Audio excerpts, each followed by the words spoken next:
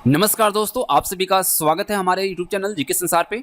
तो आज हम सब एसएससी एमटीएस 2021 का जो एग्जाम चल रहा है, जो पेपर चल रहा है, उसमें जो संभावित प्रश्न है आपके लिए, जो आपके प्रश्न पूछे जा सकते हैं आपके पेपर में, उनको यहाँ पे हम कवर कर रहे हैं। तो आज की इस वीडियो में हम सब जो इंपॉर्टेंट 25 क्वेश्चन डिस्कस करेंगे, जो कि आपको 2 से 3 नंबर इजिली आपको आने वाले पेपर में सिक्योर करवाएगा। तो चलिए हम सेशन को स्टार्ट करते हैं। अगर आप हमारे चैनल में पहली बार आए तो चैनल को सब्सक्राइब करके बेल आइकन को प्रेस कर लीजिएगा और सारे सोशल मीडिया लिंक्स आपको नीचे डिस्क्रिप्शन बॉक्स में मिल जाएंगे, वहां से आप हमें ज्वाइन कर सकते हैं। तो चलिए सेशन को स्टार्ट करते हैं और देखते हैं पहला क्वेश्चन। तो देखिए, पहला क्वेश्चन जो कहता है कि प्रति व्यक्ति आय की गणना कैसे की जाती है। पर व्यक्ति आय की जो गणना की जाती है वो कैसे की जाती है।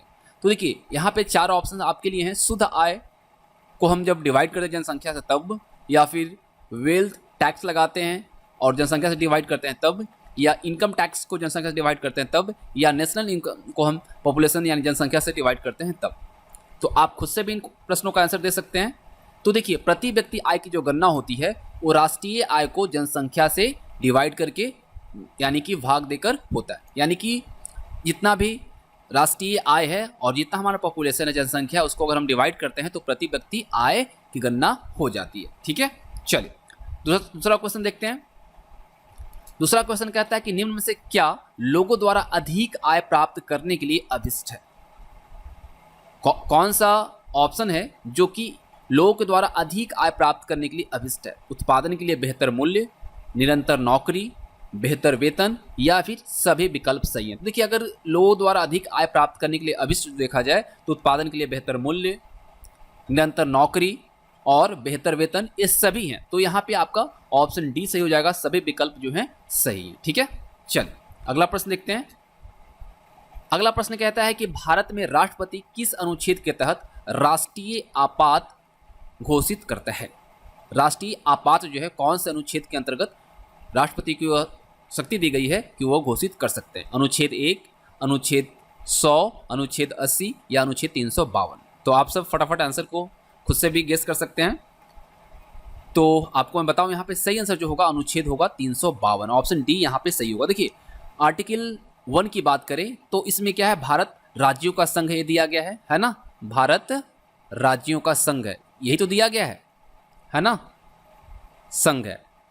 और वहीं अगर हम आर्टिकल 352 की बात करें तो इसमें राष्ट्रपति द्वारा आपात स्थिति की घोषणा की जाने की यहाँ पे इसमें वर्णन किया गया है। और आर्टिकल 356 भी इंपॉर्टेंट है। 356 में क्या बताया गया है, वित्तीय नहीं बल्कि राष्ट्रपति शासन। 356 में जो है राष्ट्रपति शासन की बात है। और वहीं अगर हम 360 की बात करें, जो कि आपके पेपर में पूछा भी गया है, ये वित्तीय आपात की घोषणा से संबंधित है। ठीक है, 356 राष्ट्रपति शासन और 360 जो है वित्तीय आपात की घोषणा से संबंधित है। और आर्टिकल 80 देखते हैं तो ये राज्यसभा के सदस्यों की अधिकतम संख्या जो है वो निर्धारित करता है कितना, 250, जिसमें से कि 12 मेंबर्स जो होंगे, 12 सदस्य जो होंगे वो राष्ट्रपति द्वारा मनोनीत किया जाएगा।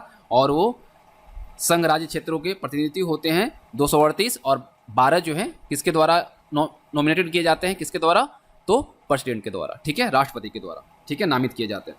क्लियर, चलिए और कुछ इंपॉर्टेंट जो चीजें हो आपको मैं बता दूं। आर्टिकल 15 1 के अकॉर्डिंग राज्य किसी भी नागरिक के साथ जाति, धर्म, लिंग, जन्म स्थान और वंश के आधार पर भेदभाव नहीं कर सकता। ये वेरी वेरी इंपॉर्टेंट है। ठीक है, याद रखिएगा इस चीज को। चलिए, और आर्टिकल 18 भी इंपॉर्टेंट है कि राज्य को सैन्य या शैक्षणिक विशिष्टता को छोड़कर किसी भी और क्षेत्र में उपाधि देने से रोकता है ना। चलिए अगला क्वेश्चन देखिए। अगला क्वेश्चन कहता है शिक्षा का अधिकार किस अनुच्छेद में वर्णित है। शिक्षा का अधिकार किस आर्टिकल में वर्णित है। अनुच्छेद 15, अनुच्छेद 21A, अनुच्छेद 18 या फिर अनुच्छेद 26। तो अभी हम लोगों ने देखा अनुच्छेद 18 क्या है, अनुच्छेद 26 क्या है, धार्मिक कार्यों के प्रबंध की स्वतंत्रता दी जाती है, आज़ादी दी जाती है। और वहीं आर्टिकल 21A जो है वेरी वेरी इंपॉर्टेंट है, ये प्राथमिक स्तर पर शिक्षा के अधिकार को क्या है, ये कब दिया गया था, 2002 में जो 86वां संविधान संशोधन जो हुआ था, 86th अमेंडमेंट जो हुआ था संविधान का, उसके द्वारा अनुच्छेद 21A में यह अधिकार दिया गया और ये मौलिक अधिकार बना दिया गया। याद रखिएगा, किसको, शिक्षा का अधिकार को। और इसमें 14 वर्ष तक के बच्चे हैं उनको निःशुल्क शिक्षा दी जाने की प्रावधान की गई है। ठीक है, 6 से 14 वर्ष के जो बच्चे होंगे उनको सभी को निःशुल्क और अनिवार्य शिक्षा इसमें क्या किया गया है, प्रावधान किया गया है। ठीक है, चलिए तो यहाँ पे सही आंसर क्या रहेगा आपका, ऑप्शन बी। क्लियर। चलिए अगला प्रश्न देखिए, गौतम बुद्ध ने अपना पहला उपदेश कहाँ दिया था? गौतम बुद्ध ने अपना पहला उपदेश जो दिया था कहाँ दिया था? सारनाथ, कुशीनगर, लुम्बिनी या फिर बोधगया?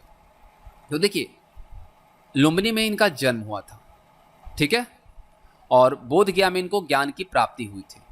महाबोधि वृक्ष के जो पीपल का वृक्ष है उसके नीचे हुआ था और उसको अब महाबोधि वृक्ष कहा जाता है। और सारनाथ में इन्होंने पहला उपदेश दिया था, ठीक है, और किस भाषा में दिया था? पाली में। इसको भी आप याद रखिएगा, ठीक है। अपने 5 अनुयायियों को इन्होंने यहाँ पे पहली बार उपदेश दिया था और कुशीनगर में इन्होंने शरीर का त्याग किया था,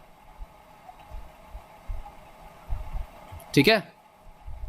तो बौद्ध धर्म में जो इनका शरीर का त्याग करना है उसको क्या कहा गया है? महापरिनिर्वाण कहा गया है। और इन्होंने जो अपना गृह त्याग किया था, घर को जो छोड़ा था, उसको महाविनिष्क्रमण कहा गया है बौद्ध धर्म में, ठीक है। चलिए तो यहाँ पे सही आंसर रहेगा ऑप्शन आपका ए, सारनाथ। चलिए अगला प्रश्न देखते हैं। अगला प्रश्न यहाँ पे आपके लिए है, मुगल बादशाहों में आखिरी शक्तिशाली बादशाह कौन था? क्वेश्चन को ध्यान से देखिएगा क्योंकि बहुत देखने में आपको आसान लग रहा होगा लेकिन काफ़ी कंफ्यूजिंग है कि मुगल बादशाह में आखिरी शक्तिशाली बादशाह कौन था। तो यहाँ पे आपके अकॉर्डिंग क्या होना चाहिए सही आंसर बताइए। तो आप देखेंगे तो बहादुर शाह द्वितीय को मारेंगे, है ना, लेकिन यहाँ पे पूछा है शक्तिशाली बादशाह, तो यहाँ पे सही आंसर हो जाएगा आपका ऑप्शन ए, औरंगजेब। देखिए मुगल के बारे में थोड़ा मैं आपको बताऊं कि मुगल काल या मुगल वंश का जो संस्थापक माना जाता है जो बाबर है, ठीक है, बाबर, और इसका जन्म की अगर हम बात करते हैं, ठीक है, तो कब हुआ था? 24 फरवरी 1483 को इसका जन्म हुआ था। कहाँ पे? फरगना में, ठीक है।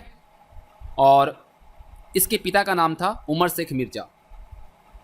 और एक चीज़ याद रखिएगा, मुगल वंश का जो स्थापना हुआ था ये हुआ था 1526 में।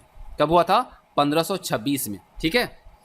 और बाबर जो है फरगना की गद्दी पर जो बैठा था वो बैठा था 1494 में, ठीक है, 1494 में ये फरगना की गद्दी पर बैठा था क्योंकि इसके पिता की मृत्यु हो गई थी।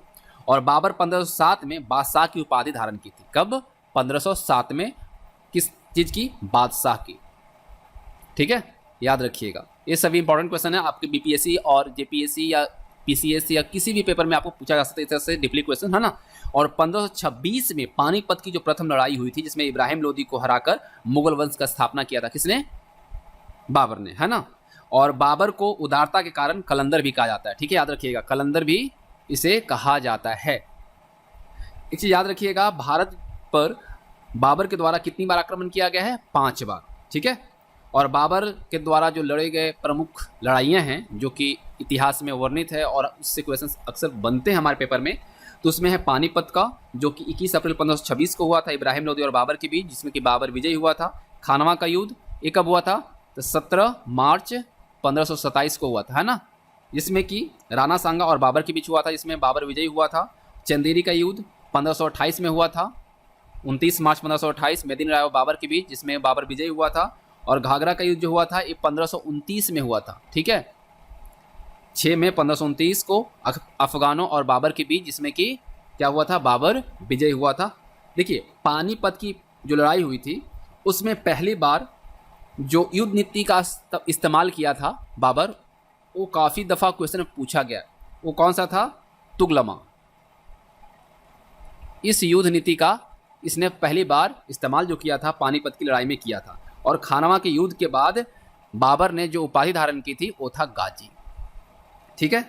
और बाबर को मुंबईयान नाम की पद शैली का जन्मदाता भी माना जाता है, ठीक है।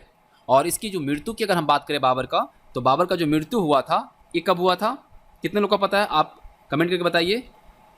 इसका हुआ था मृत्यु 1530 में, ठीक है। कब हुआ था? 1530 में। कहाँ पे हुआ था? आगरा में हुआ था। और यहाँ पे पहले इसको दफनाया गया था, उसके बाद इसकी जो डेड बॉडी थी उसको कहाँ दफनाया गया था? काबुल में, ठीक है। कहाँ? काबुल। इस चीज़ को याद रखिएगा, ठीक है।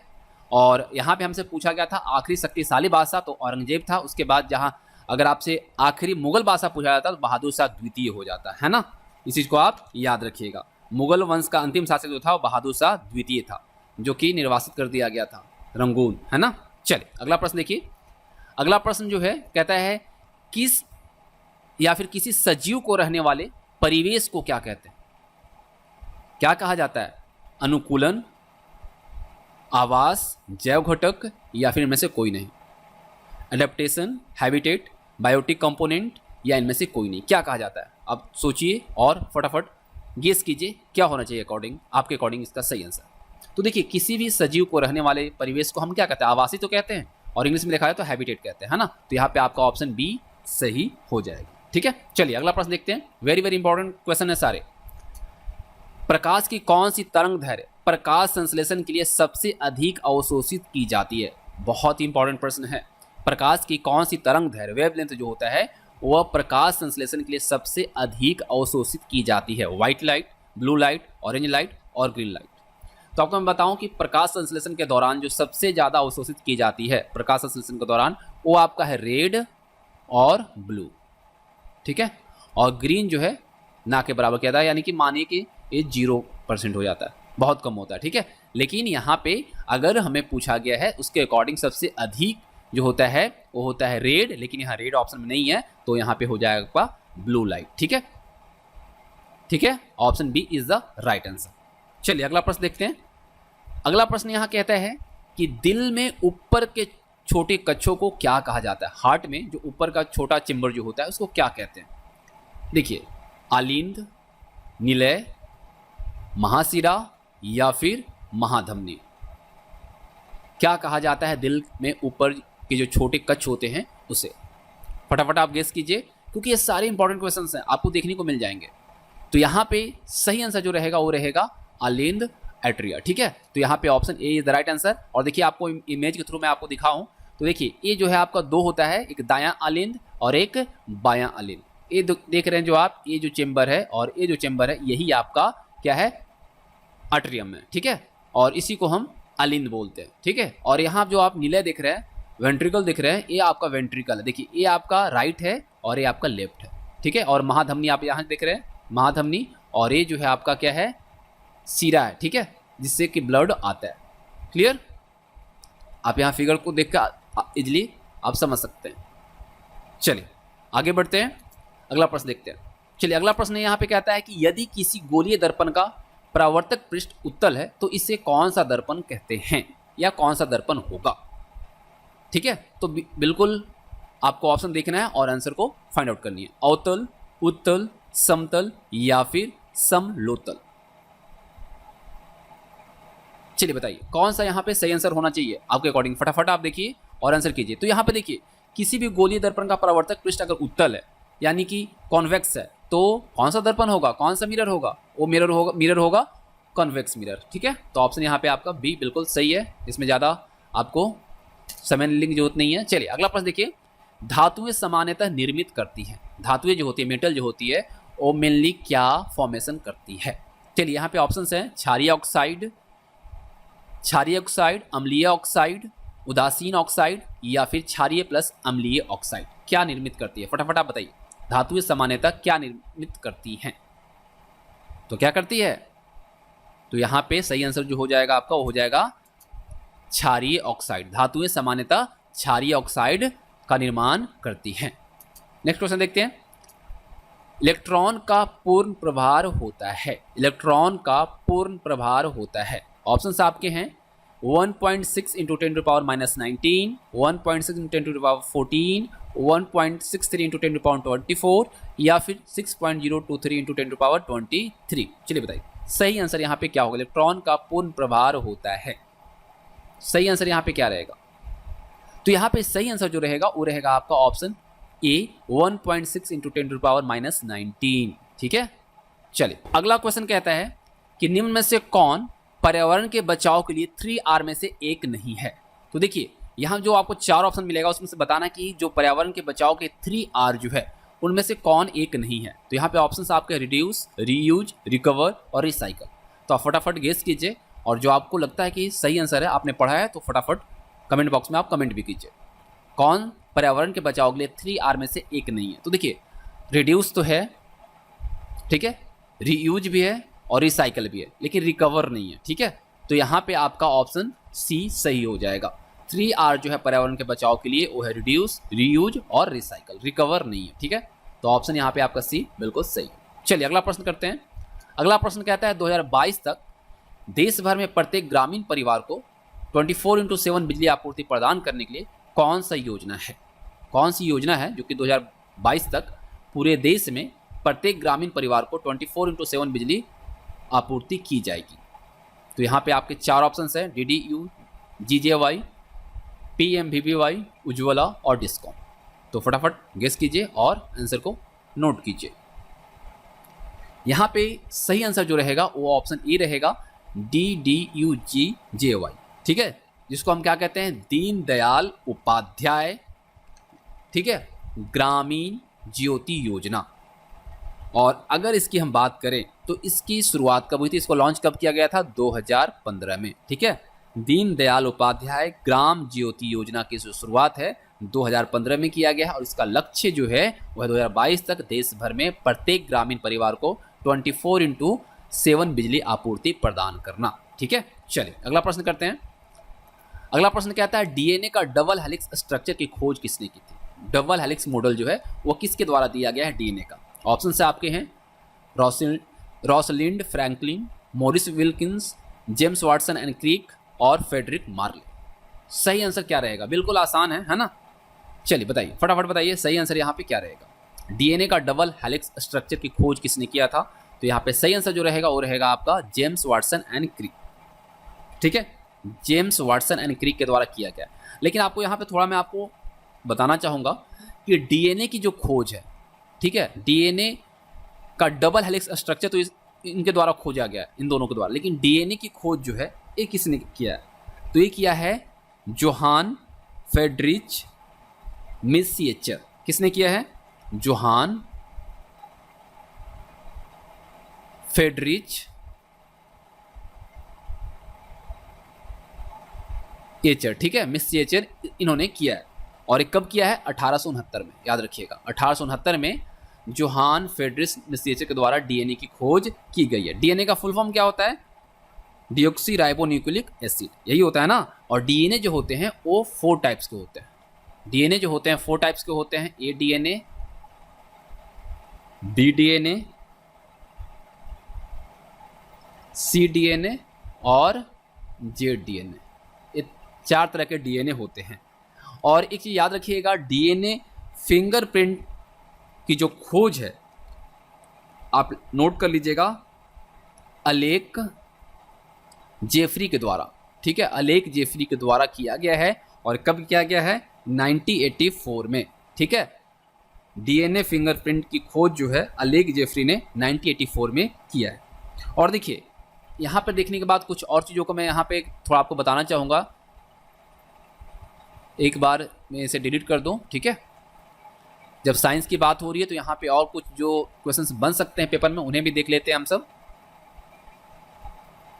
देखिए प्रोटीन की खोज, आप सबको पता है प्रोटीन है ना, प्रोटीन की खोज जो है ये किसके द्वारा किया गया था? तो प्रोटीन की खोज जो है बर्जेलियस और रेडस जोहान्स मंडलर के द्वारा किया गया था और ये किया गया था 1838 में। ठीक है, नामकरण जो है कि नामकरण प्रोटीन जो है ये भी बर्जेलियस, इनका पूरा नाम था जॉन जैकब बर्जेलियस, इन्हीं के द्वारा प्रोटीन का नामकरण भी किया गया है। और अगर हम प्रोटीन का फॉर्मूला देखें तो क्या होता है? RCHNH2COOH, ये होता है प्रोटीन का फॉर्मूला। ठीक है, इतना आपको पता है। ठीक है, अब देखिए इंसुलिन आप सब जानते हैं। इंसुलिन ये क्या है? एक हार्मोन है जो कि कहाँ पे निर्माण होता है? पैनक्रियाज में। पैनक्रियाज में इसका निर्माण होता है, अग्नाशय में इसका निर्माण होता है। और ये क्या है? आपका हार्मोन है और ये हमारे बॉडी का ग्लूकोज का जो लेवल होता है उसको कंट्रोल करता है। ये इतना आपको पता है। इंसुलिन की खोज फेडरिक ग्रांट वेंटिंग के द्वारा किया गया था। कब किया गया था? 1921 में, 1921 में खोज किया गया था। और आपको मैं बताऊं कि बेंटिंग और इनके दोस्त थे JJR मैक्लोआर्ड, इनको मेडिकल साइंस का नोबेल पुरस्कार दिया गया था 1923 में। ठीक है, 1923 में दिया गया था। और एक चीज़ मैं आपको बताना चाहूँगा कि डबल हेलिक्स स्ट्रक्चर, ठीक है, डबल हेलिक्स स्ट्रक्चर इन्होंने दिया था जेम्स वाटसन एंड क्रिक। इसके लिए इनको 1962 में मेडिकल साइंस का नोबेल पुरस्कार दिया गया था, ठीक है, नोबेल अवार्ड दिया गया था। यहाँ देखने के बाद थोड़ी चीज़ों को और मैं देखूंगा, आपको बताना चाहूँगा कि हम लोगों ने देखा उसके बाद विटामिन जो है बहुत इंपॉर्टेंट है हमारे पेपर के लिए।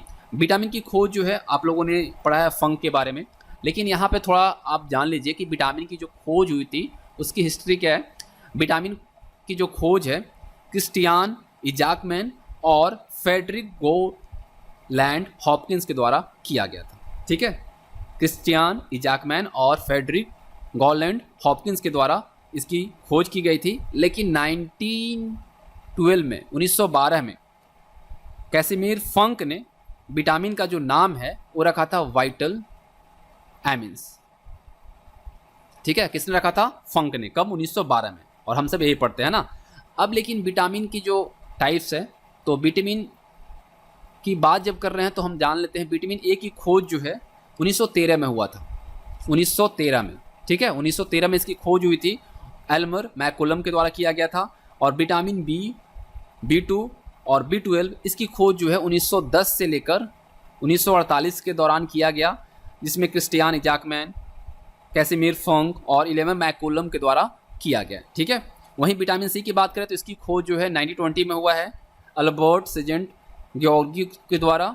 विटामिन डी 1920 में एडवर्ड मैकलन बॉय के द्वारा किया गया। और विटामिन ई का खोज 1922 में हर्बर्ट मेल्सियन इवांस के द्वारा और कैथरीन जूलिया स्कॉट बिशॉप के द्वारा, दोनों ने संयुक्त रूप से इसकी खोज की थी विटामिन ई का। और विटामिन के का जो खोज है ये हेनरिक डैम के द्वारा 1929 में किया गया था, 1929 में किया गया था, ठीक है। एक चीज़ और याद रखिएगा, कोशिका, सेल आप सब जानते हैं, है ना। सेल की खोज जो है कब हुई थी भाई? तो सेल की जो खोज है रॉबर्ट हुक के द्वारा किया गया था, रॉबर्ट हुक के द्वारा किया गया था। कब किया गया था? 1665 में। लेकिन ये जो था डेड सेल था, है ना। और जीवित कोशिका की जो खोज है वो एंटोनी वन लीवन-हॉक के द्वारा किया गया था। कब? 1674 में। दोनों चीज़ को याद रखिएगा, डेड सेल की जो खोज है रॉबर्ट हुक के द्वारा 1665 में, और जीवित कोशिका का जो खोज है यानी कि सेल का जो खोज है एंटोनी वन लीवन-हॉक के द्वारा 1674 में किया गया था। सेल जो होते हैं दो तरह के होते हैं, प्रोकैरियोटिक और यूकैरियोटिक। प्रोकैरियोटिक जो होते हैं उसका डायमीटर जो होता है वो 0.1 से 0.5 माइक्रोमीटर के बीच होता है, ठीक है। और इसका निर्माण जो होता है वो होता है बाइनरी फिजन से, और ये सिंगल सेल माइक्रो ऑर्गेनिज्म पर पाया जाता है। वहीं यूकैरियोटिक की बात करें तो इसका डायमीटर जो होता है 10 to 100 माइक्रोमीटर होता है, ठीक है। और ये मल्टी सेलुलर ऑर्गेनिज्म में पाया जाता है। इसका निर्माण जो है लैंगिक और अलैंगिक जनन से होता है, ठीक है। और याद रखिएगा कि ह्यूमन में 70 से 100 खरब सेल पाए जाते हैं। कितना? 70 से लेकर 100 खरब के बीच पाया जाता है। और टिश्यू का निर्माण आप सबको पता है कैसे होता है, बहुत सारी कोशिकाओं यानी सेल को मिलाकर एक टिश्यू का निर्माण होता है, ठीक है। इतना कुछ हम लोगों ने देखा। चलिए अब बढ़ते हैं नेक्स्ट क्वेश्चन पे। अगला क्वेश्चन जो है, भारतीय क्रिकेट टीम के प्रमुख कोच जो है कौन है? वर्तमान में क्रिकेट टीम के प्रमुख कोच कौन है? अनिल कुंबले, सचिन तेंदुलकर, रवि शास्त्री या फिर रमेश पवार? फटाफट आप गेस कीजिए क्या है सही आंसर। आप सबको पता है, तो सही आंसर यहाँ पे जो हो जाएगा वो हो जाएगा रवि शास्त्री। भारतीय क्रिकेट टीम के प्रमुख कोच जो हैं वो हैं रवि शास्त्री, ठीक है। चलिए अगला प्रश्न करते हैं। और कोच के साथ हम लोग ये भी देख लेते हैं कि वर्तमान में अभी बीसीसीआई के जो प्रेसिडेंट हैं वो हैं सौरभ गांगुली, ठीक है। चलिए अगला प्रश्न करते हैं। अगला प्रश्न है, बिहार की मधुबनी चित्रकारी को खालिस्तान भी कहते हैं। क्या कहते हैं भाई? मधुबनी चित्रकारी को और क्या कहा जाता है? गया पेंटिंग, मिथिला पेंटिंग, पटना कलम या फिर दरभंगा चित्रकारी? क्या कहते हैं? तो बिहार से जो बिलोंग करते होंगे अच्छे से जानते होंगे कि मधुबनी चित्रकारी को मिथिला पेंटिंग भी कहा जाता है, ठीक है। चलिए अगला प्रश्न करते हैं। अगला प्रश्न जो है ये रहा, 67वीं राष्ट्रीय फिल्म पुरस्कार में सर्वश्रेष्ठ अभिनेत्री का अवार्ड किसे दिया गया है? 67th नेशनल फिल्म अवार्ड में जो बेस्ट एक्ट्रेस का अवार्ड दिया गया है वो किसे दिया गया है? कंगना रनौत, दीपिका पादुकोण, अनुष्का शर्मा या करीना कपूर? तो फटाफट बताइए सही आंसर इसका क्या रहेगा। तो इसका सही आंसर क्या रहेगा भाई? तो कंगना रनौत इसका सही आंसर रहेगा। Option A is the right answer. देखिए मैं आपको इसके बारे में थोड़ा बता दूं कि 67th नेशनल फिल्म अवार्ड जो है, इसमें बेस्ट फीचर फिल्म का जो अवार्ड मिला है वो मराकर को मिला है, और बेस्ट हिंदी फिल्म जो मिला है वो छिछोरे को मिला है, जो कि सुशांत सिंह राजपूत इसमें मेन लीड एक्टर में थे। और बेस्ट एक्टर का जो अवार्ड मिला है वो मनोज बाजपेयी भोसले के लिए, और धनुष को अंशुरन के लिए मिला है, ठीक है, असुरन का। और बेस्ट एक्टर फीमेल का अवार्ड जो मिला है कंगना रनौत को मिला है मणिकर्णिका एंड पंगा के लिए। और बेस्ट सपोर्टिंग एक्टर का अवार्ड जो मिला है विजय सेन पथ को मिला है। और बेस्ट सपोर्टिंग एक्ट्रेस का जो अवार्ड है वो पल्लवी जोशी को मिला है। बेस्ट मेल प्लेबैक सिंगर के तौर पे जो अवार्ड मिला है वो मिला है बी प्राक को। और बेस्ट फीमेल प्लेबैक सिंगर जो मिला है वो शिवानी रविंद्रा को मिला है, बारदो जो कि मराठी में है। और बेस्ट चिल्ड्रन फिल्म कस्तूरी, और best film on social issue का जो अवार्ड मिला है वो आनंदी गोपाल को मिला है, जो कि मराठी में है, ठीक है। चलिए हमने पूरी लिस्ट आपको बताई जो इंपॉर्टेंट है आपकी एग्जामिनेशन पॉइंट ऑफ व्यू से। तो अगला प्रश्न करते हैं। अगला प्रश्न है मैन ईटर्स ऑफ कुमाऊं नामक पुस्तक के लेखक कौन हैं? मैन ईटर्स ऑफ कुमाऊं नामक पुस्तक के लेखक कौन हैं? Philip Roth, Jim Corbett, Romain Rolland या थॉमस मान? सही आंसर यहाँ पे क्या होना चाहिए, फटाफट गेस कीजिए। तो यहाँ पे सही आंसर रहेगा आपका option B, Jim Corbett. Man eaters of Kumaon नामक पुस्तक जो है इसके लेखक है जिम कार्बेट, ठीक है। चलिए अगला प्रश्न करते हैं। अगला प्रश्न है किस देश को संयुक्त राज्य का सबसे बड़ा सुरक्षा पार्टनर घोषित किया गया है? कौन सा देश है जो कि संयुक्त राज्य अमेरिका का सबसे बड़ा सुरक्षा पार्टनर घोषित किया गया है? तो यहाँ पे ऑप्शन है फ्रांस, जापान, भारत और पाकिस्तान। तो यहाँ पे सही आंसर क्या रहेगा, फटाफट गेस कर लीजिए आप सब। सही आंसर यहाँ पे रहेगा अपना देश भारत, ठीक है। संयुक्त राज्य का सबसे बड़ा सुरक्षा पार्टनर जो घोषित किया गया वो है भारत, ठीक है। अगला प्रश्न करते हैं। अगला प्रश्न है आगरा शिखर सम्मेलन भारत और किसके बीच हुआ था? चलिए फटाफट बताइए। ऑप्शंस आपके ये रहे पाकिस्तान, चीन, अफगानिस्तान या फिर बांग्लादेश। तो फटाफट बताइए सही आंसर यहाँ पे क्या रहेगा।